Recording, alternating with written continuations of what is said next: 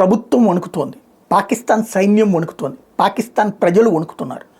తీవ్రవాదులు మాత్రమే ఈ పరిస్థితిని క్యాష్ చేసుకోలేకపోయింది తమ ప్రభుత్వం, తమ సైన్యం అన్నటువంటి కడుపు మంటతో అప్పుడప్పుడు ఇలాంటి దుష్కృత్యాలకి పాల్పడే ప్రయత్నం చేస్తున్నారు.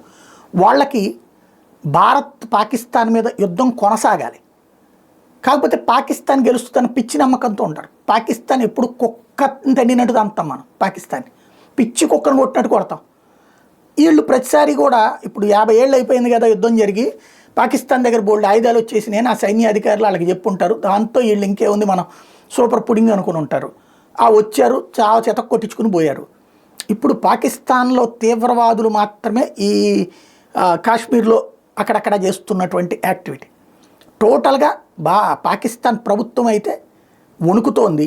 అటు అణ్వాయుధాల ఇష్యూ అది పక్కన పెట్టేద్దాం, వాళ్ళ సైన్యానికి దమ్ము జాలట్లేదు, ధైర్యం జాలట్లేదు మళ్ళీ వెళ్ళమని.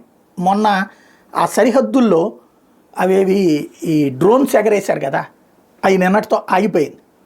అవతల పక్కనే ఎగరేస్తున్నారు, సరిహద్దు దాటించే ధైర్యం చేయట్లా.